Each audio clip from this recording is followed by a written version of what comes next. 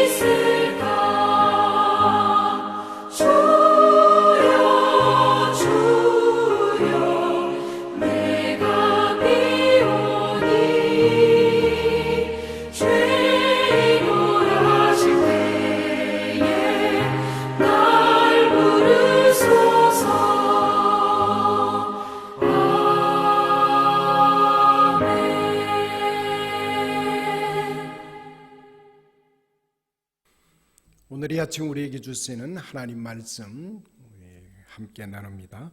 창세기 18장 30절로부터 33절까지 이르는 말씀을 봉독해 올립니다.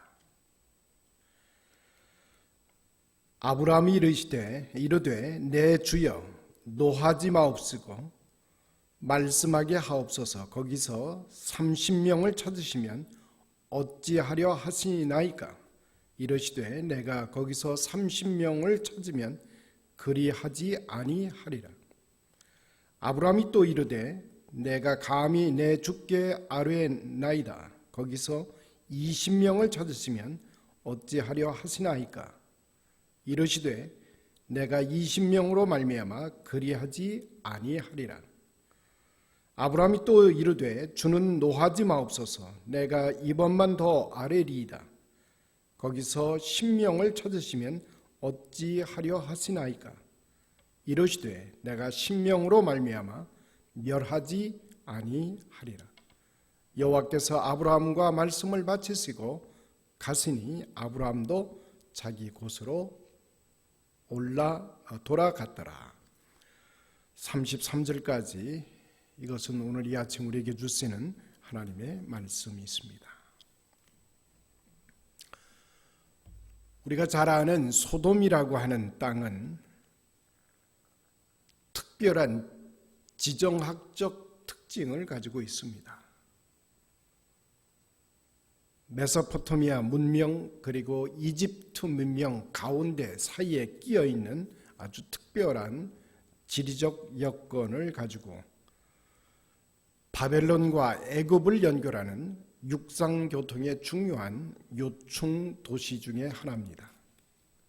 이런 자연적 위치와 교통의 편리한 이유로 말미암아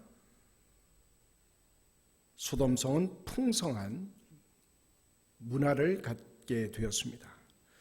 역사가들은 소돔성이 교양과 문화와 예술을 발전시켜 내는 것 대신에 야만스러운 방자함과 탐닉의 흔적만을 남겨놓았다고 말을 하고 있습니다. 성경은 이에 반해서 이렇게 우리에게 가르칩니다. 소돔성은 죄악이 관영한 성이었다. 따라서 죄악으로 인해서 멸망할 수밖에 없었다고 말씀합니다. 소돔이 위치했던 그 사해 바다 남단에는 소금 바위가 우뚝 서 있는 것을 볼 수가 있습니다. 뒤를 돌아다보는 것이 얼마나 위험한 것인가를 상징적으로 여행하는 모든 사람들에게 대변해 주는 것처럼 서 있습니다. 사해 바다는 고기는 물론하고 주변에는 풀 한 폭이 새 한 마리도 없는 불모의 땅으로 알려져 있습니다. 어찌하여 이 바다는 죽은 바다가 되었을까? 이 같은 질문에 대해 성경은 과학적인 대답을 전혀 해주고 있지 않습니다. 오직 그들이 가지고 있었던 죄악으로 인하여 그 주변 일대가 멸망하게 되었다. 또 롯의 아내는 유황불에 불타는 재산이 아까워 육신의 즐거움이 안타까워 뒤를 돌아보다가 소금 기둥이 된 것을 창세기 19장은 우리들에게 이렇게 가르쳐주고 있습니다. 아브라함은 소돔성을 한꺼번에 멸망시키는 것이 하나님의 공의에 반하는 것이라고, 큰 모순이라고 항변하는 대목이 오늘 본문의 말씀입니다. 어찌 의인과 악인을 동시에 멸망시킬 수 있겠느냐라고 하는 그의 항변은 당연한 것인지도 모릅니다. 의인을 악인과 함께 멸하시려 하나이까? 하나님께서 이 아브라함의 요구와 항변을 타당하게 여기셨기에 그를 인정하여 주셨고, 소돔성에 의인 50명만 있으면 그들을 위하여 소돔성을 용서하시기로 작정을 하십니다. 우리는 하나님의 통치의 원칙이라고 하는 것은 사랑과 용서의 원칙이 선행한다는 사실을 우리는 알고 있습니다. 하나님은 형벌을 찾기 전에 용서의 근거를 먼저 찾고 계시는 분이라는 말입니다. 하나님은 예고나 예방 없이 형벌을 내리시지 아니합니다. 아브라함은 하나님의 정의를 확신했습니다. 그러기에 아브라함은 사랑과 그리고 온정의 마음을 가지고 인간을 멸망으로부터 구출해내기 위해서 끈질긴 중재의 기도를 하나님께 드립니다. 하나님은 의인 50명이 있는가를 물으셨지요. 그 소돔성 안에 30명 그리고 20명의 의인이 있으면 그 소돔성을 용서하실 것을 결정합니다. 그리고 마지막은 10명이 있는가를 물었습니다. 그러나 아브라함은 그 소돔성 안에 의인 10명이 없음을 알고는 아연 실색할 수밖에 없습니다. 소돔성의 죄악은 중차대한 것을 성경은 폭로해 주고 있습니다. 이 죄악의 먹구름은 소돔성을 번개와 폭풍과 유황불에 파버릴 수밖에 없는 근거를 마련한 것입니다. 죄악의 결과가 얼마나 엄중한 것인가. 하나님은 창조하실 수도 있지만 멸하실 수도 있다는 사실을 우리는 놓칠 수가 없습니다. 이제 아브라함은 할 말을 잃어버리게 됩니다. 유구무원의 상태로. 그리고 그는 자기의 처소로 돌아갑니다. 인간이 할 말이 없게 되었을 때 비로소 하나님의 말씀은 시작된다는 사실입니다. 인간의 요구가 끝났을 때 하나님의 역사는 비로소 시작된다고 하는 사실입니다. 우리 본문을 통해서 하나님이 정작 요구하시는 것은 의인 50명이 아닙니다. 의인 20명도 의인 10명도 아닙니다. 하나님은 단 한 명의 의인을 찾고 계시는 것입니다. 예레미야 5장 1절에 보면 하나님이 이렇게 말씀하십니다. 너희는 예루살렘 거리를 빨리 두루 다니며 그 넓은 거리에서 찾아보아라. 너희가 만일 공의를 행하며 진리를 추구하는 한 사람을 찾으면 내가 이 성을 사하리라. 하나님은 의인 한 사람을 찾고 계십니다. 한 사람의 의인을 찾으시는 하나님은 소돔 성을 멸망시킬 뜻이 없으셨다는 사실입니다. 의인 한 사람으로 진노를 멈추시고 용서하시기를 원하고 계셨던 것입니다. 좀 더 정확한 표현은 하나님은 소돔 성을 멸망을 철회하시려고 한 사람의 도움을 찾고 계신 것입니다. 우리가 하나님께 도움을 요청하듯이 하나님께서도 우리를 향하여 도움을 요청하고 계십니다. 너희는 나를 도우라. 의인 한 사람이 나타나 줄 것을 우리 하나님은 기대하고 계시는 것입니다. 우리보다 더 강력하게 절실한 요구를 하고 계시는 하나님의 모습을 우리는 오늘 본문을 통해서 찾아볼 수가 있습니다. 하나님이 친히 우리 인간들에게 너희가 나를 도우라 요청하고 계시는 것입니다. 그럼에도 불구하고 불행하게도 하나님을 돕겠다고 나서는 그 한 사람이 보이지를 않습니다. 우리 페이필 한인 장로 교회가 부흥하고 페이필 한인 장로 교회를 통해서 하나님의 거대한 역사가 실현되기 위해서 헌금을 많이 하는 50여 명의 신자가 필요한 것은 아니라고 하는 것입니다. 전도를 많이 하는 많은 사람들이, 기도를 잘하는 수많은 사람들이, 봉사를 잘하는 봉사의 일꾼들이, 유능한 장로님 이 필요한 것이 아니라고 하는 것입니다. 하나님은 이렇게 많은 사람을 원하기 전에 의인 한 사람을 찾고 계십니다.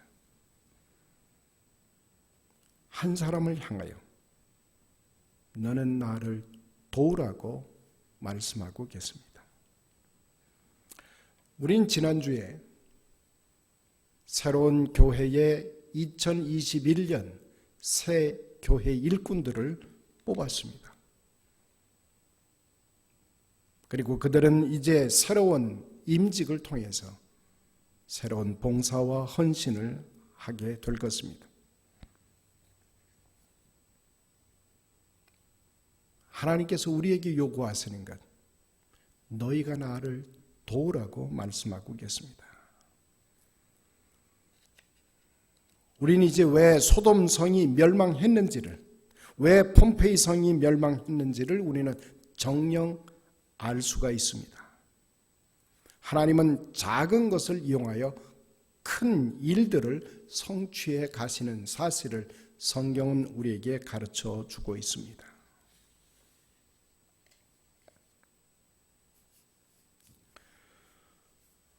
한 가정에 소아마비 불구자가 태어나게 됩니다. 이 아이는 나이가 점점 들어가면서 자기에 대하여 비관을 한 끝에 어느 날 아무도 없는 사이에 부엌에 들어가서 칼로 자살을 시도한, 그 자살을 시도하는 광경을 우연히 그 어머니가 발견하게 되고, 그 어머니는 그 광경을 보자마자 아들을 향해 외칩니다. 아들아,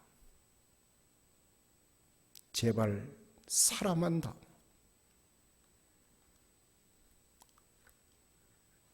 어머니의 외침은 다른 것이 아닙니다. 눈물로 호소하면서 살아남는 것이 어머니를 돕는 것이라고 어머니는 그 아들을 붙잡고 하소연을 합니다. 어머니는 큰 것을 요구하지 않습니다. 아주 기본적인 것, 그저 아들이 살아있기만 해달라고 하는 것입니다. 우리 신앙의 세계에서 가장 귀한 것은 우리가 무슨 큰 일을 못한다 할지라도 우리의 신앙 양심을 죽이지 않고 살아있게 하는 것, 이것이 하나님을 돕는 아주 구체적인 사역이라고 하는 것입니다. 천사의 방언을 못한다 할지라도, 바울과 같이 큰 전도의 사역을 이룬다 하지 못할지라도 우리의 신앙 양심을 살릴 수 있고 신앙의 채통을 살리고 신자의 명분을 끝까지 지켜갈 수만 있다면 그것만으로도 우리는 하나님을 돕고 있다라고 하는 것입니다. 우린 지난 2020년 한 해 동안 하나님을 향하여 많은 도움을 요청했습니다. 하나님, 내게 좋은 직장을 허락해 주십시오. 우리 가정에 평화를 허락해 주십시오. 우리에게 건강을 허락해 주십시오. 라고 우리는 수많은 요청을 하나님께 도움을 구했습니다.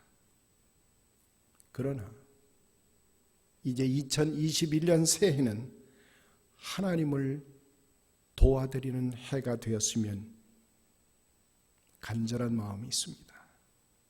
나를 도우라고 우리 하나님은 이제 2021년 초에 우리를 향해 요청하고 계신다는 사실입니다. 저는 오늘 이 아침에 우리를 향해서 말씀해 주시는 하나님의 음성을 귀 기울여서 하나님께 도움을 드리는 한 해가 될 수 있기를 간절히 소원합니다. 예수님은 사마리아 여인에게 물 한 그릇을 요청했습니다. 예수님은 예루살렘 입성을 위해서 나귀 새끼를 요구했습니다. 예수님은 최후의 만찬 자리를 준비하기 위해서 다락방 하나를 요청을 했습니다. 예수님이 원하시는 것, 그것은 결코 큰 것이 아닙니다. 우리가 하나님을 도와드리는 것은 물 한 그릇이면 족합니다. 마차와 병거가 아니라 나귀 새끼 하나면 족하다는 말입니다. 화려한 저택이나 거대한 건물이 아닙니다. 다락방 한 칸이면 예수님은 만족해 하십니다. 자, 그렇다면 이제 우리가 내가 서 있는 자리에서 아주 간단한 것, 아주 작은 것, 신앙인이 신앙의 양심적 고백을 가지고 하나님을 도울 수 있다는 사실을 오늘 이 아침 우리는 깨우쳐 알기를 소원합니다. 예수님이 십자가에서 죽으신 것이 바로 그 한 사람이 되시려고, 하나님이 찾으시는 그 한 사람 몫을 감당하시려고, 그 한 사람이 인류의 구원을 위하여 채찍을 맞으시고 십자가에서 하나님의 구원을 도왔다고 하는 사실, 오늘 이 아침 우리가 함께 나를 도우라는 하나님의 음성을 우리가 함께 들을 수 있는 이 아침의 시간이 되기를 간절히 원합니다. 뿐만 아니라 그 한 사람이 우리 각자가 될 수 있게 되기를 원하고, 하나님의 구원 사역에서 그 한 사람으로 쓰임받는 그런 놀라운 축복을 우리가 함께 누릴 수 있게 되기를 간절히 소원합니다. 우리 같이 기도하십시다. 거룩하신 아버지 하나님, 지나간 2020년 한 해 동안 하나님께서는 우리에게 모든 것들을 공급해 주셨습니다. 우리에게 지혜를, 그리고 우리에게 능력을, 우리에게 건강을 공급해 주시고, 또 우리의 삶에 필요한 모든 일용할 양식까지 어느 것도 부족하지 않도록 하나님 채워주시고 인도해 주신 것을 기억하며 감사를 드립니다. 하나님, 그러나 우리는 하나님이 우리에게 소원하셨던, 우리에게 요청하셨던 그 물 한 그릇, 나귀 새끼, 그리고 작은 다락방 하나조차도 우리는 귀담아 하나님께 드릴 수 없었던 우리의 인색한 마음들을 이 아침에 고백하고 반성하고 참여합니다. 하나님, 우리를 향해서 요청하시는 하나님의 음성을 이 아침 들을 수 있도록, 작은 것을 통해서 큰 것을 이루어 가시려고 그렇게 우리를 애달파 찾아 우리에게 당신의 음성을 들을 수 있도록 이 아침을 축복해 주시니 감사를 드립니다. 하나님, 이제는 내가 손 펴는 팔을 통해서, 내가 걷는 이 발을 통해서 하나님이 그토록 소원하시고 바라시는 그 작은 몫을 감당할 때 조금 더 인색하지 아니하도록 주장하시고 인도하셔서 우리의 삶을 통해 하나님의 선하신 뜻을 온전히 이루어 주옵소서. 예수님의 이름으로 감사하며 기도드리옵나이다. 아멘. 계속해서 우리 기도 제목 가지시고 우리 기도하는 시간 이어져 가겠습니다.